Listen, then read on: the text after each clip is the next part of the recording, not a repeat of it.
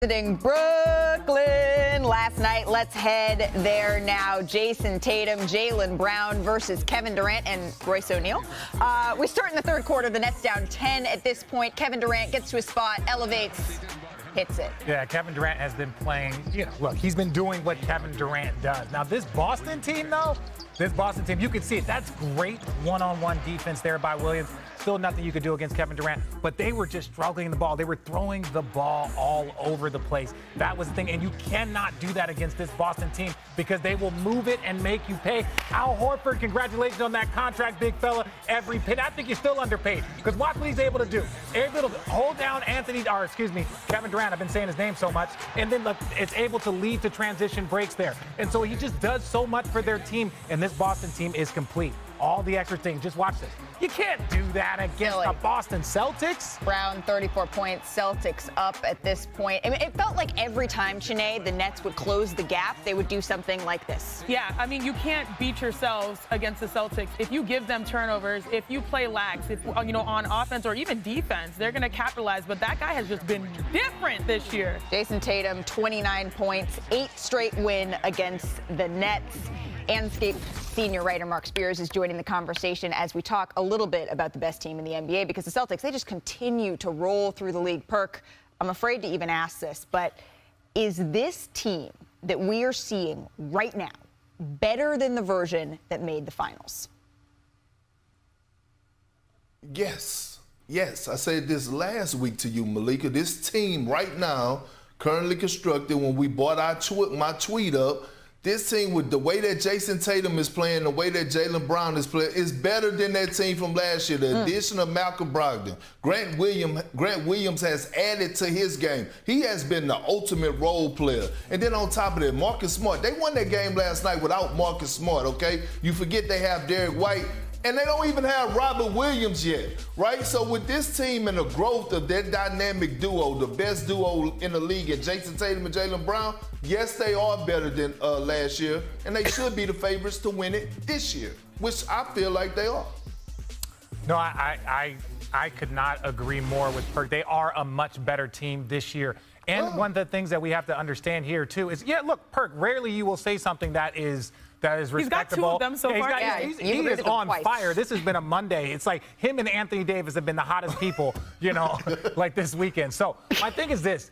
When you look at the Celtics, they really started taking off around the first of the year. That's when they took off. So now they've started the season the way they finished the season, and they've improved on so many things. They have a much better roster. And the thing that I must talk about, though, and that makes me a little concerned, I think their path could be harder to win a championship and to get there. That's the only difference. Explain. So that they will have to be better. Because I'm going to say, hypothetically, going against Giannis with Chris Middleton. Which I want it. I want to see it. They were the defending champions before that, and they always say, hey, you don't count out the champs, but the champs have not been beaten whole. That's something that we need to remember. And the Boston Celtics, they are a better team. I think they went into the offseason understanding that they need to improve. And when you improve on greatness, it can be special, and right now they're special. So basically what Richard said was January 1 of this year, 2022, we all saw that they became the #1 defense. But also this season, we're seeing them become the #1 offense. And what have they done? They've started knocking down a tremendous amount of threes, almost like 3.5, almost 4 more threes per game, which you might say like, oh, that's not a lot. That's almost like a 10-point swing that can guarantee you win games. 16.8 threes per game lead the NBA. Also, you have to talk about addition, right, of Malcolm Brogdon, who is, by the way, leading the league in 3-point field goal percentage.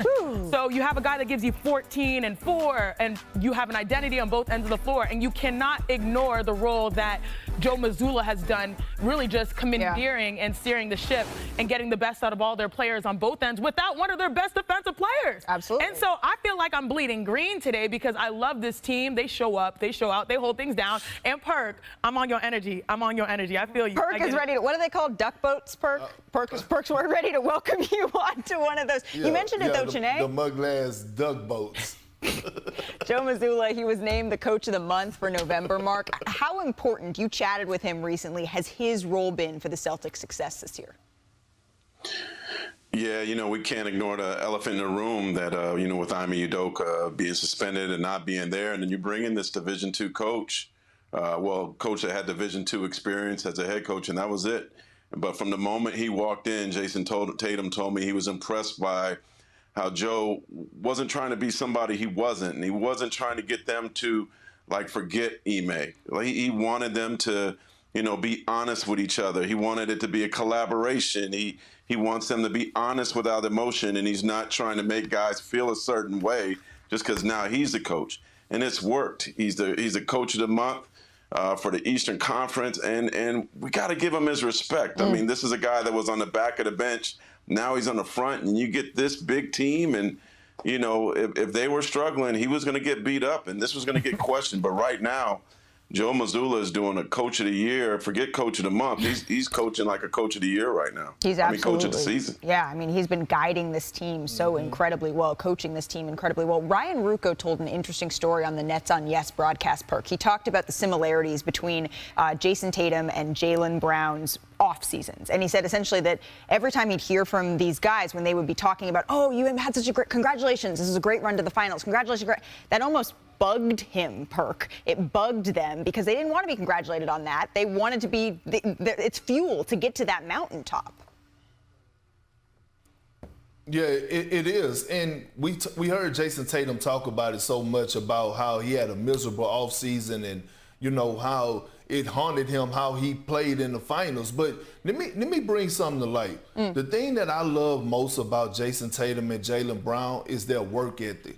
Every single practice that they have, those guys go at it one-on-one, and it shows in their game. And now you add Marcus Smart into that mix, they all be competing at an extremely high level. And then to give more credit to Coach Mazzulla, last night I was watching the Celtics play the Nets last night, and I saw the Nets jump out on an 11-2 run. Most coaches, young coaches, would have called the timeout.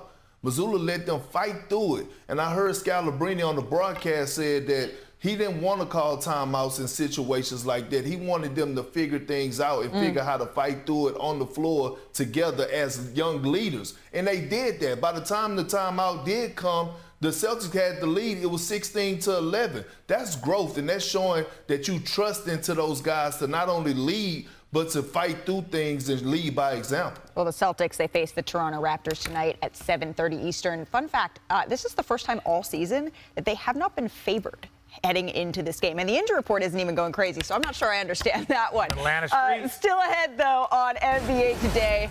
What is going on in Atlanta? Is it a big deal, a little deal, or no deal that Trey skipped Friday's game? Our panel answers those questions. Plus, everyone remembers Houston Harden. He makes his return in the city where he had so much success, we discuss. And this weekend, it had so many plays that are worthy of top of the top, but find out which ones made the cut. We'll be right back.